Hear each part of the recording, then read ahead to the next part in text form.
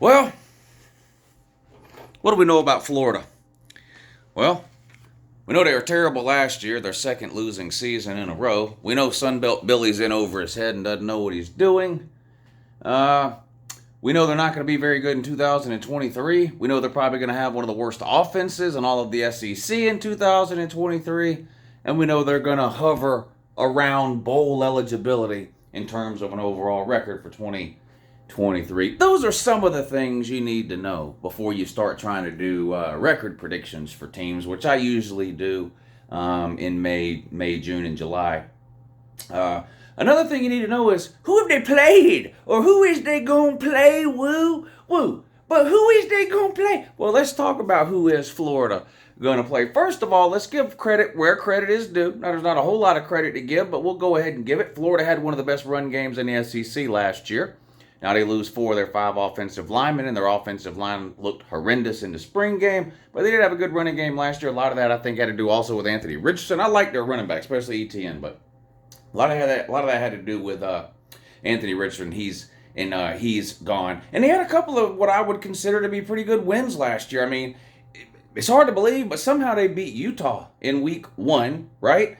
They also blew South Carolina out towards the end of the year, and you might say, well, it's South Carolina, but you got to remember, after South Carolina lost that game to Florida, which what was the score at 38-6?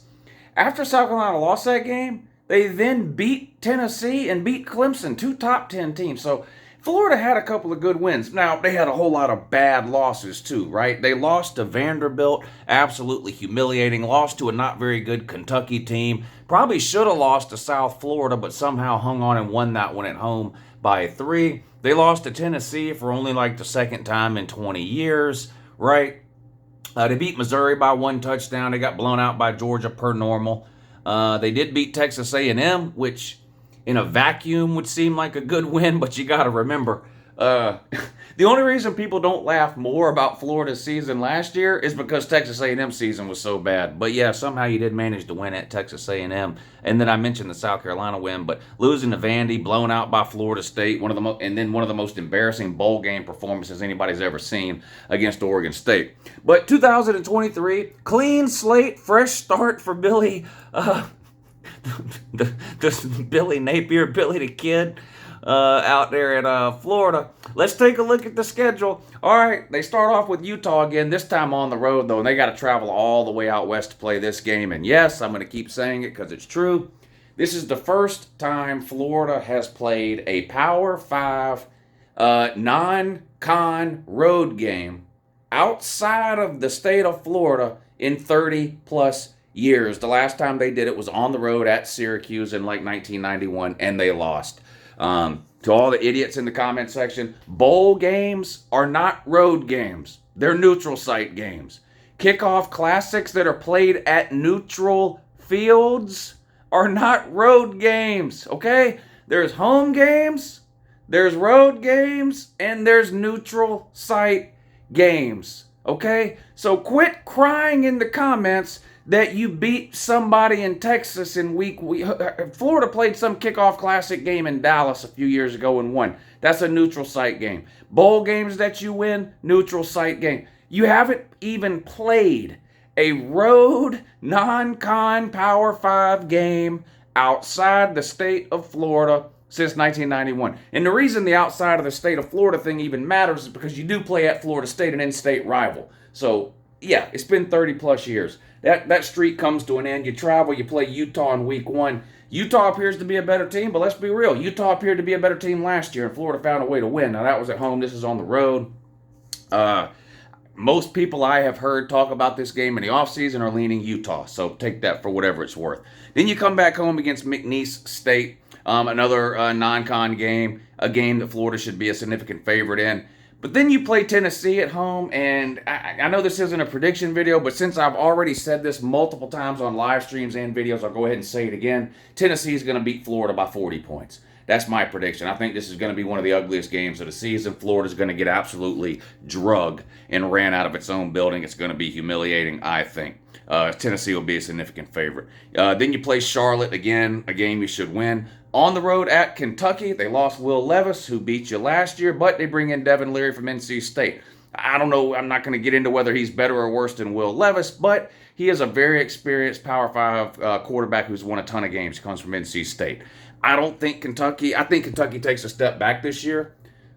Is it enough of a step back to where Florida can beat them? We'll see. The Florida-Kentucky series, this is no trolling or trash talking. The Florida-Kentucky series over the last 5 to 6 years has been a highly entertaining series. They've played a ton of really good, close games.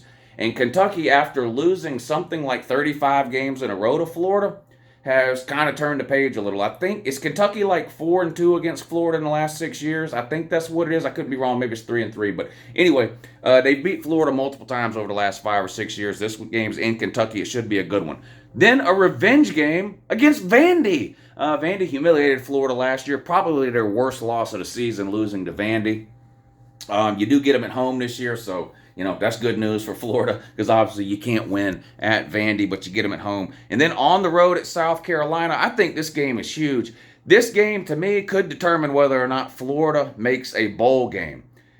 To a lesser degree, it may determine whether or not South Carolina makes a bowl game. I don't want to crap on South Carolina in this Florida video, but they have a brutal schedule again this year. But you play on the road against South Carolina. That takes you into your bye week. Come out of your bye week, Georgia. Again, Georgia will be a huge favorite. They've blown you out something like 5 of the last 6 years.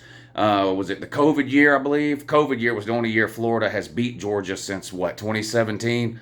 Wow. So Georgia's won 17, 18, 19, 21, 22. Georgia's 5-1 in the last 6 against Florida. Unreal. Streak that's likely to continue as well. Then you play Arkansas at home. Now, this is another interesting game. I would say the keys to the season for Florida is Arkansas and South Carolina. And that may rub some people the wrong way, and they're going to go, no, it's the Georgia game, or it's the Tennessee game, or it's the in-state rival against Florida State. No. You don't have any chance of winning those games. Those games don't mean anything to Florida this year, okay? You're not beating Georgia, Tennessee, or Florida State. Those are 3 top 10 teams, okay? Florida, you're not even a top 25 team. So forget those 3 games. Florida needs to beat the South Carolinas and the Arkansas this year. That's going to determine their bowl eligibility. Let's just be real. You get Arkansas at home. Now, they lost a ton off of last year's team and about half their coaching staff. KJ Jefferson is back at quarterback, but outside of that, there's not a lot about Arkansas that scares a lot of people. We'll see. The game is in Florida. On the road at LSU and on the road at Missouri in back-to-back weeks. I don't think either of these games are going to be easy for Florida. Obviously, LSU is going to be a really good team. They won the West last year. They're a top 10 team. Florida has struggled with LSU over the last decade. I think LSU's 7-3 or something like that against Florida in the last 10 years. They play every year, at least for the time being. We'll see if that changes going forward with a new scheduling, but anyway, and then at Missouri, who a lot of people think Missouri's taking a step forward this year. I don't know. We'll see. Eli Drinkwitz has been there 3 years. This will be his 4th year. He's basically 500 all 3 years. He was like 5-5 during COVID or something like that, and then 6-6 every other year. I mean, just kind of hovering right there around a 5-6 win mark. We'll see. You do have to go on the road and play them there. It's the second game of a back-to-back road stretch. And then you come back home for your in-state rival, Florida State, which, again, most people consider to be a top 10 team. So let's just talk about the top 10 teams that Florida plays this year. Tennessee, Georgia, LSU, Florida State. All 4 of those teams. Now, you can have a different opinion and say, oh, such and such is going to lose 4 games this year. And you might be right. But I'm talking about heading into the season. You play 4 teams that are in everybody's top 10, including mine. You play Georgia. I've got them at 1. You play LSU. I've got LSU at 3. You play Florida State. I've got them at whatever that is, 7 or 8. You play Tennessee. I've got them, I think, at 11 or 12. But a lot of people have them in the top 10. Outside of that, you play Utah. Half your schedule is against top 15 teams. And we haven't even mentioned South Carolina, Kentucky, anyone else that may surprise some people and get up into the top 15. Florida's got a brutal schedule. If they make a bowl game, it'll be a minor miracle, won't it? But that's just kind of the program Florida's become, hovering around bowl eligibility every single year. Back-to-back losing records for Florida. Unreal. Sunbelt Billy just don't know what he's doing.